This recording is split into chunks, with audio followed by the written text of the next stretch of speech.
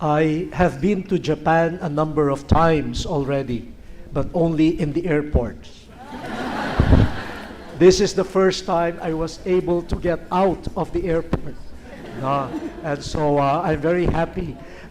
Even if the schedule is quite tight, and I forgive Father Pascal, that's okay.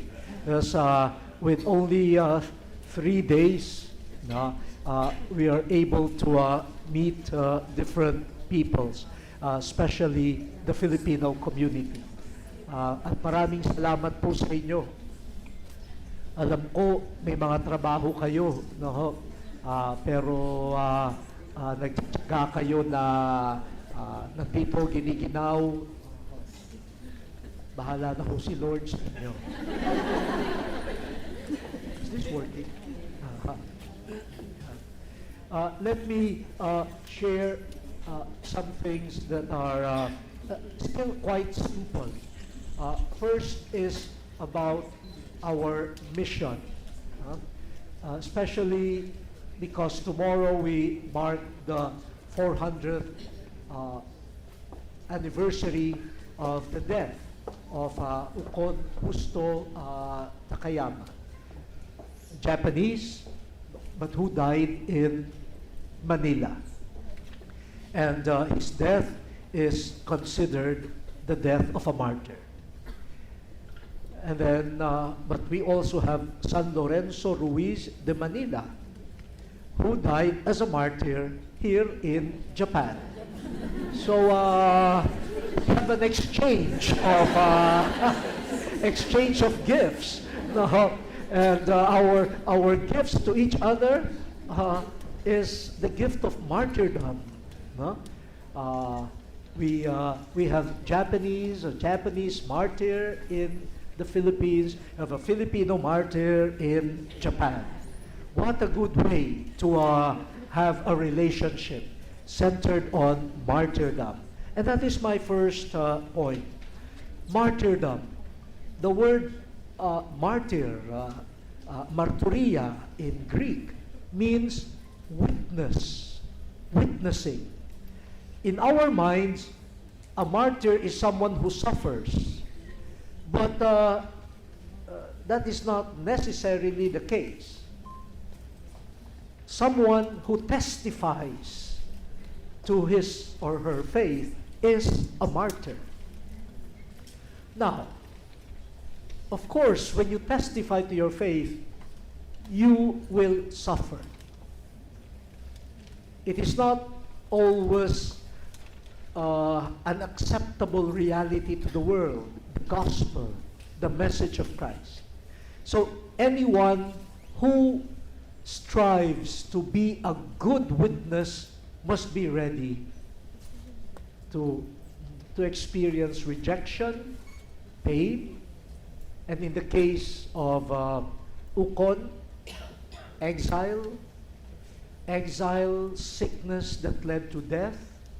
In the case of San Lorenzo Ruiz and many others, physical death. Yeah. But the key is not just to suffer. The key is you witness.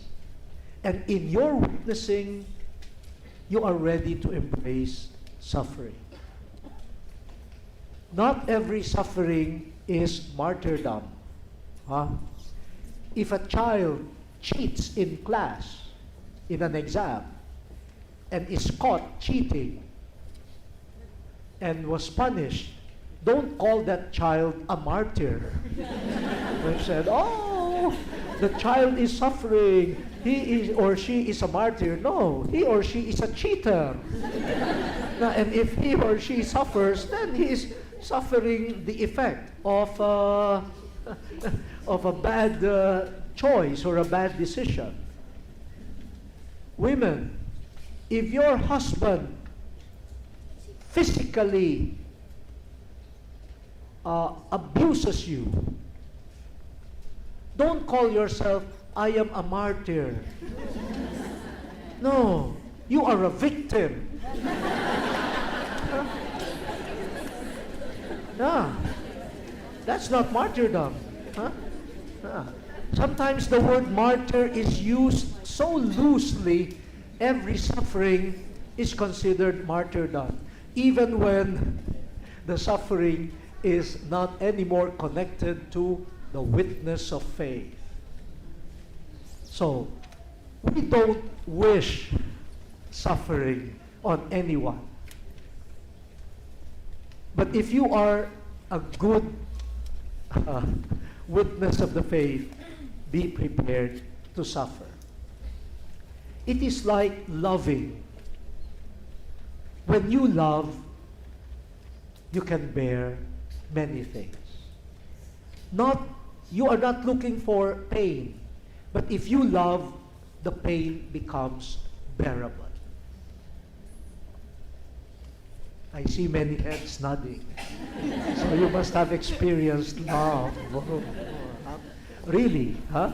That's the same. You love, and when you love, you are prepared for pain and suffering.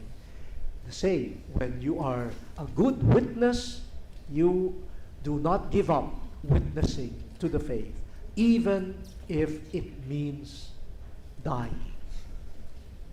That's the greatness of Ucon, the greatness of Lorenzo Ruiz, the greatness of Pedro Calungsod, and the many other martyrs who were subjected to death instead of denying their faith. To deny Jesus is to stop becoming a witness.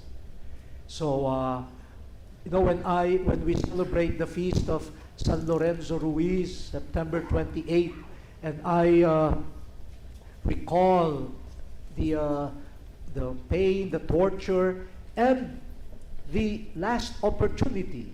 No? Okay, you can be set free if you deny that you are a Christian. Sometimes I try to imagine myself, what if I were Lorenzo Ruiz and I see the spear already there, no? And one last chance. If you deny Jesus, you will live. You will not die. Maybe I'll just say, a joke only, joke. Yeah, I'm not a Christian. I'm just joking. When you see no? And then I will tell myself, I will just go to confession later. Yeah, it's frightening, huh? It's frightening. But look at the greatness of people like Ucon and Lorenzo. They say, like Lorenzo, he said, yes, I am a Christian. And if I had 1,000 lives, I will give all for Christ. Wow. I will not be stingy. This is just one life. But if I have 1,000 lives, all of them, I will give for Christ.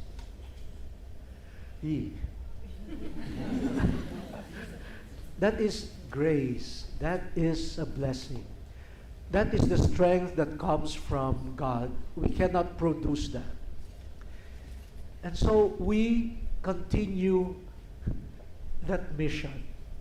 The mission to witness to Christ. It will not be easy. Bishop Otsuka said it's not always easy in Japan to witness to faith. But Bishop, not only in Japan, anywhere, it is not always easy to witness to the faith. That's why we need to ask God for that grace, the strength. Extra human. It is divine strength. It's a divine gift. But we have to do our share. And I am encouraging all of us, especially our Filipino, not only missionaries, ordained and religious, but you, dear lay people, you are also called to be missionaries, to witness to the beauty, the joy, and the truth of our faith. sometimes we can witness through words. You can speak about Jesus. But sometimes you cannot. But that does not mean you stop witnessing to Christ. Through your attitudes, through your values, through your joy, through your simplicity, through the quality of your relationships, through your caring for the little ones, for the poor, through your compassion, through your compassion and mercy towards others, people already have the gospel being proclaimed to them, if not through words, but through living action. I said to the communities in Sendai last night and in Tokyo this morning, I want to remind you, my brothers and sisters from the Philippines, you come to Japan looking for jobs. And that is okay, and that is noble. But do not forget, you come to Japan not just for jobs. You are here also for a mission. The mission to testify to the truth of Jesus wherever you are. In your workplaces, on the buses, the families, the neighborhoods. It will not be easy. But just continue doing it with simplicity, in silence, in joy, but with conviction. Especially joy. Pope Francis, in his last writing, talked about the joy of the gospel. The joy that the gospel, because the gospel is good news. How can you be the bearer of good news and you look sad? Huh? So we witness to the gospel from the heart.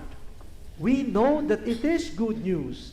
We know that Jesus is good news. We know that encountering Jesus is one of the best things that could have ever happened in our lives.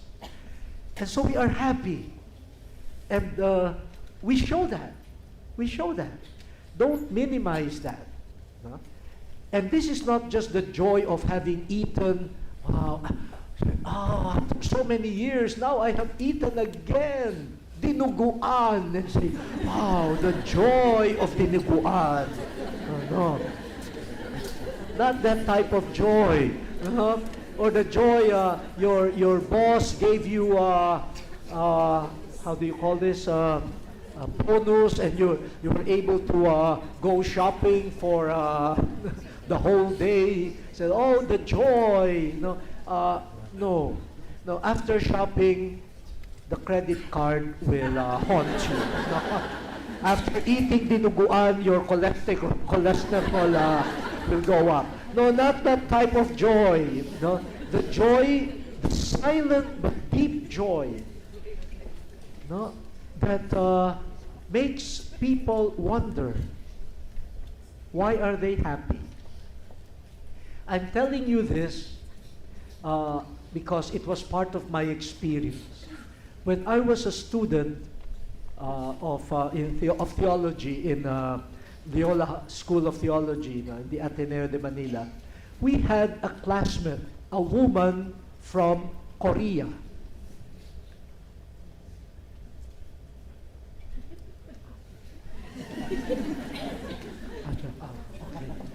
See, I saw microphone. Yeah. Where was I? A classmate from Korea. From Korea. And she enrolled to study theology and even a master's degree in theology. But when she came to Manila, she had very little English. And wow, all of a sudden you study theology. She did not even know the word soup or rice. And all of a sudden you will study the Bible and all of these high words in English. So she really suffered. No? So we, the seminarians, we decided to help her. So every day, one seminarian would sit beside her, and we would help her, translate to her in simple English, or after class to help her with her notes. Now, she was very diligent. She opened the library, she closed the library. She was a model to all of us. While seminarians were sleeping in class, like me, I always slept in class. And we, took the courses for granted.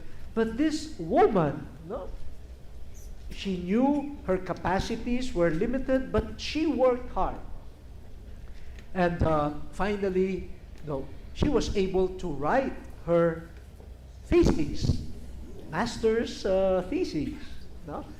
And we we attended her defense, and we told her, if a professor asks a difficult question you cannot answer, just give us a signal. We will make noise so that the teacher will not hear your answer. We were already planning those very bad things. But she survived. She survived. And after the defense, there was a reception, a cheese and wine and all. When we were enjoying, we asked her, Lay, we do not know your life story. Why did you come to Manila? And why did you study theology? No? And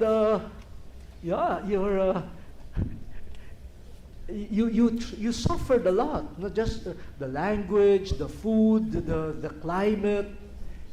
And then she told her story. She said, I was a Buddhist. I was a nurse in a hospital in Korea. And said, while working in that hospital, I noticed a group of doctors and nurses, and many of them are Filipinos.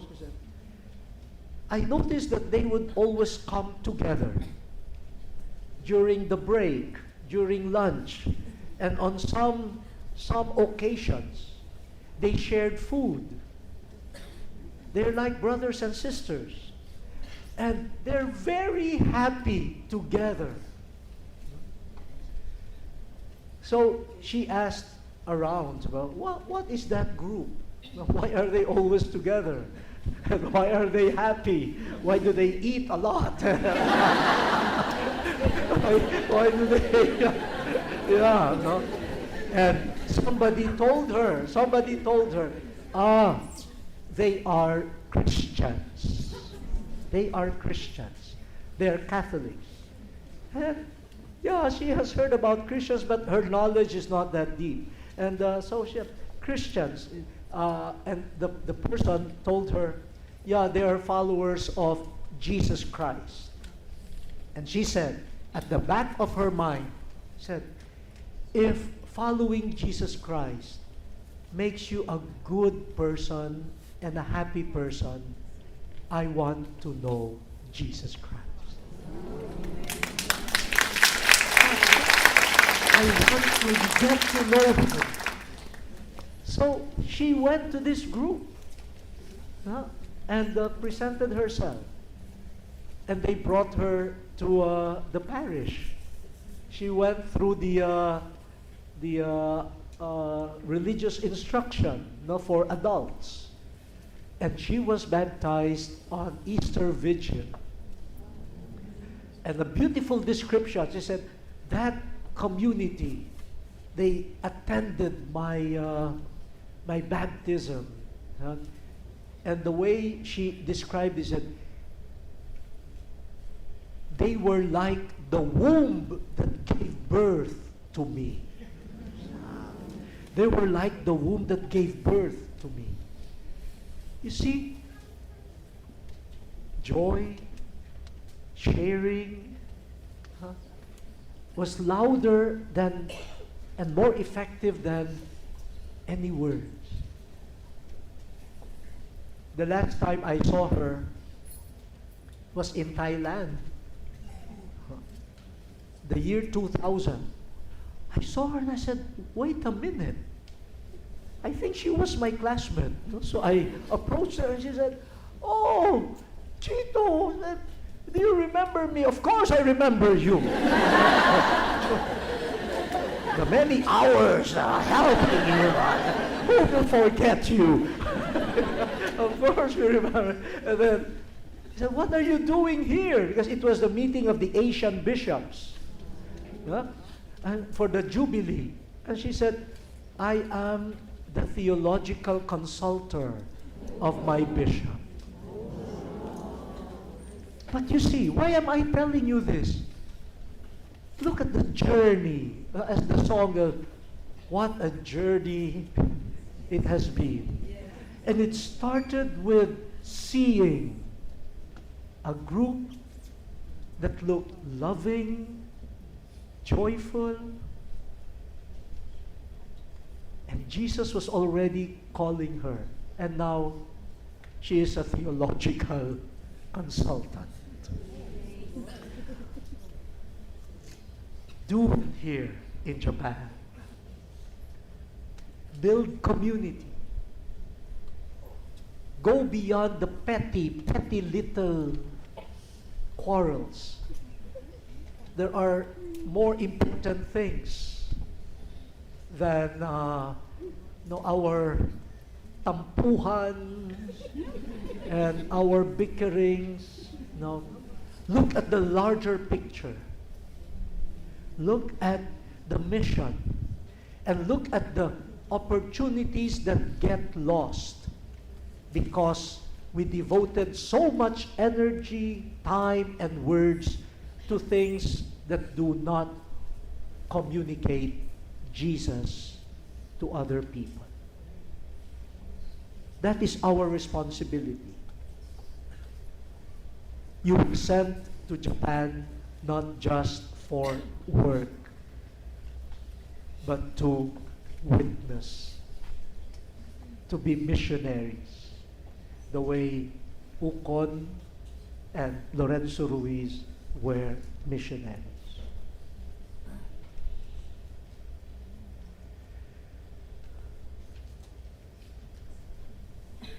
Malinaw ba yun? Is that clear?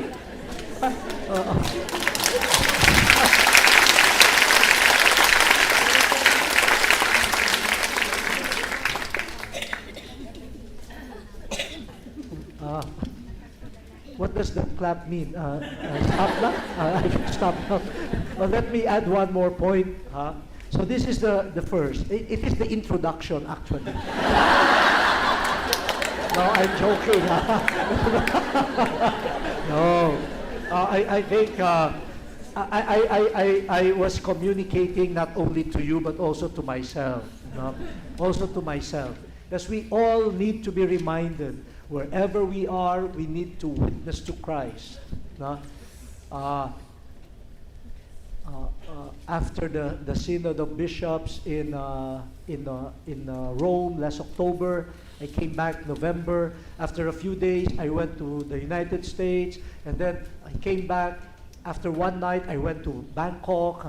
So there was a time when I was so tired and confused. And I said, "What am I? Am I a bishop? Am I a traveler?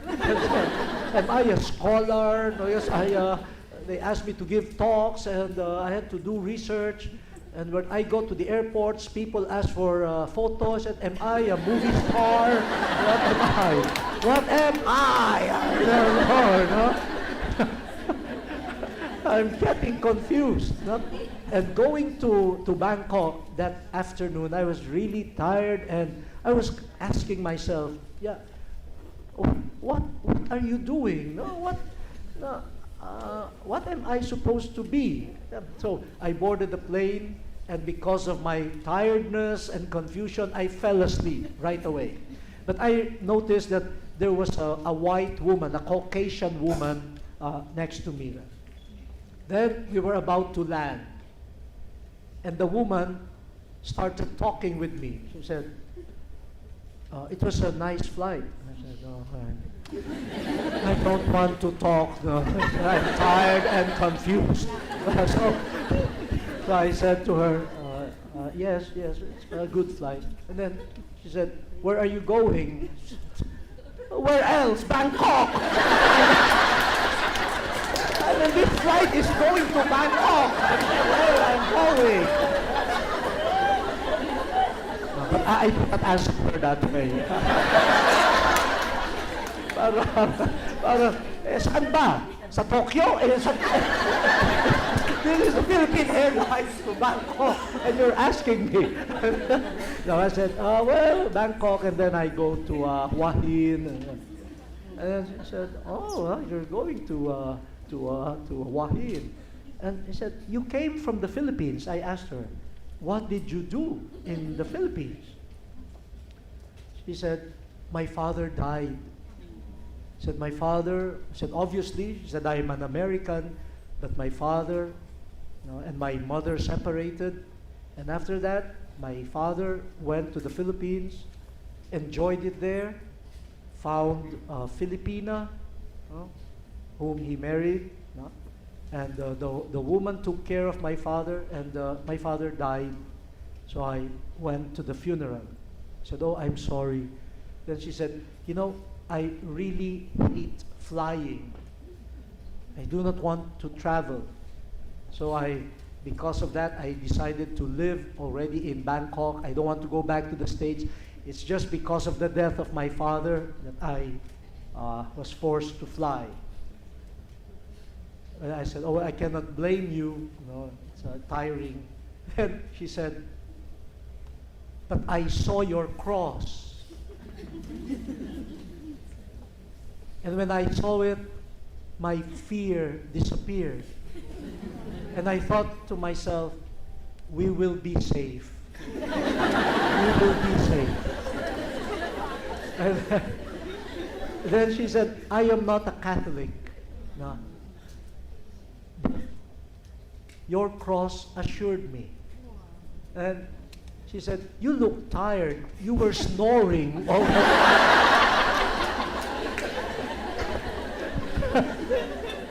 But look, I was tired and confused, asking, what am I supposed to do with my life? Everything. But even when you are tired, even when you're snoring, you can witness. You can witness. I did not know that that girl was filled with fear, was trembling, was afraid to fly. But even in your silence, you can witness to the peace, the calm. So I thanked her. I said, you know, it is providential that, because I did not tell her the story that before boarding the flight, I was, now the answer came. And it was a dialogue. The cross that I was wearing consoled her. And she was able to console me. Mission.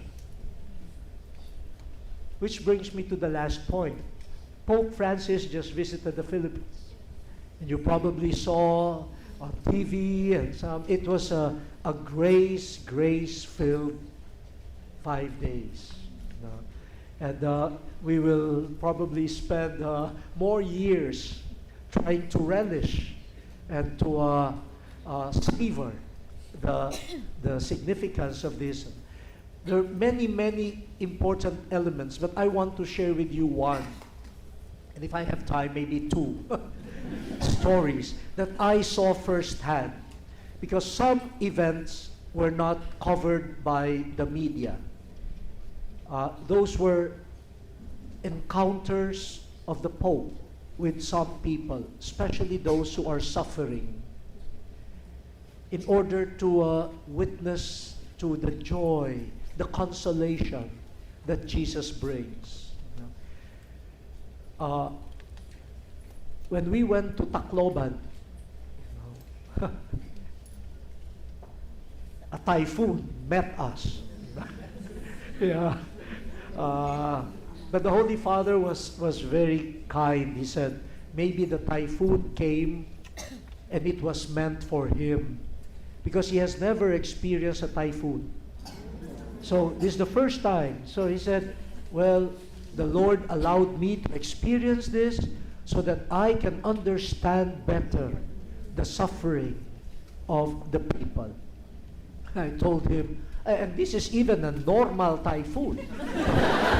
Only 70 kilometers. I said, come back, 200 kilometers per hour. No? This is something that, no, if not for you, probably we would not be as worried as we are. No? Yeah. Part of the program was for the Pope to have Mass in Tacloban and then have lunch with 30 survivors of the typhoon and the earthquake in Bohol. I was asked to join them for lunch so that I could translate for the Pope. So I got there earlier and we practiced. I saw the 30 people. I said, okay, this is the question that I will ask. So how will you answer? So I said, oh, that's too long. But already listening to them, I was getting affected already. I said, my, the suffering of these people. How much they have suffered. Then the Pope came. And the Vatican security said, you cannot have 1 hour. 10 minutes is enough, because we have to go back to Manila. I said, wow, and you have 30 people. How can they tell their stories? So in Filipino, I told them, no more long stories, only one question. I will ask each one of you, whom did you lose? Who died in your family? Or what did you lose? So one by one, the first was a little girl, said, I lost my parents and all my brothers and sisters. I now live with a friend of my mother. And then the next, I lost my husband, etc. So everyone, I lost these members. And the one woman, I lost my husband, my son, and 5 daughters. You can almost hear the Sendai stories over and over again. And then when we reached the people from Bohol, the earthquake, 2 of them raised their hands to wave at the Pope. Hi, Pope, but there is no more arm. And all the while was listening to them, I was whispering to the Pope what they were saying, and I could hear the Pope would just say, oh.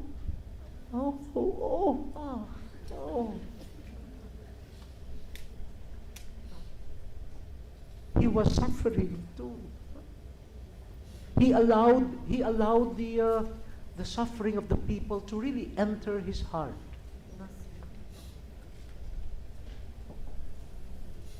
And I was also controlling my tears and my emotions. I was telling myself, Chito, your role is to ask their questions, ask them questions to translate their answers, not to. But the Vatican photographer afterwards approached me and said, I was afraid that you would just start crying all around. But who would not be affected? No, who would not be affected by all of this? No?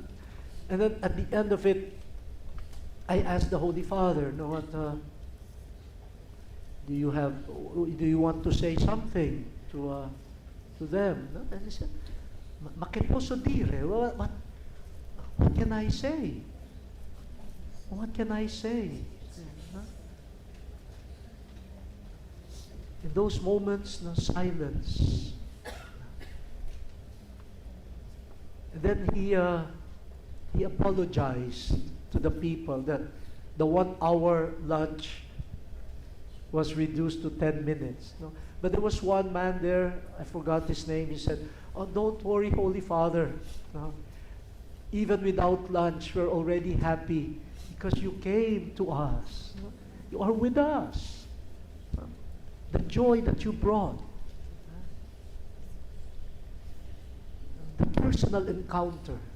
And then he said, only one request, Holy Father, please pray for our beloved dead, our departed. No? And the Holy Father promised right away, yes, Sam, yes. No? No. My Mass tomorrow in Luneta will be for your relatives, friends who died. And when we were leaving the room, the Holy Father whispered to me, he said, "Oh, what faith! The faith of these simple people." No? He could not believe that they are still standing, that they could still be energetic, that they could withstand another typhoon. No? And when he heard that we get an average of 20 to 22 typhoons a year, wow, said, the strength of these people. So he came to bring the joy of the gospel. But what did I see?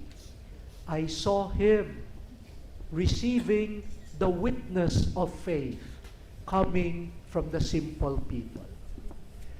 He came not only as a teacher, he came as a learner. He looked at the poor and suffering people as his teachers, teaching him what believing and hoping really means. It's witness, this exchange. You know that one girl died in Tacloban. A volunteer. When the storm, the typhoon Yolanda set in, there were many volunteers, and she was one. And the scaffolding fell, and she died. The day after the trip to Tacloban, after the encounter with the youth in UST, the University of Santo Tomas, the father of the girl who died met with the Pope privately, and I was asked to join them again to translate. The father of Cristel. It was a moving encounter. Just some photograph, and then we were left alone. And again, the Holy Father was speechless. Now, what do you say to a father that just lost a daughter? No? So when there was silence, and I noticed that the Holy Father did not want to start the conversation, that silence was better. I asked the father of Cristel, "Do you have any message to the Pope?" And he said, "Cristel is my only child." So when I heard the news of her death, it really almost killed me. Very painful, he said. And my wife works in Hong Kong. Another OFW, a Filipino worker. He said, my life revolves around Cristel. I take care of her. Now that she is gone, I don't know what to do with my life anymore. Then he added, before the coming of the Pope, I already decided that I will just watch on TV the papal visit, because I do not want to join the big crowds. So I had already decided I will follow the papal visit, the events, only on TV. Then he said, my daughter died. And because of her death, I am now face to face with the Pope. Not just on TV, but face to face. A blessing that came with a tragic death. Then he said, maybe my daughter arranged this meeting from heaven. When I told that to the Pope said, oh, I cannot believe this faith. This faith. So, you look at the power of witnessing. This man, simple man, grieving, suffering, witnessed. To whom? To the Pope. The Pope learned from him. So even the Pope needs witnesses. So let us all work together in this mission. There are many suffering people. Even in your suffering, do not stop witnessing. Even when you are bearing some crosses, witness to the love and compassion of the Lord. And who knows, you will inspire not only like that girl from Korea to become a Christian and become a theological consultant, you might be even able to encourage the Pope himself. The Pope just wrote to me before, and I got it before I came here. He said, I was very much edified and inspired by the faith of the simple people. Look at the power of witnessing. So I'm begging you, please, wherever you are, in your joy, in your sorrow, even when you're sleeping and snoring like me on the plane, don't stop witnessing to Christ. Maraming salamat po. Alas 8 na. We should stop there. Thank you very much.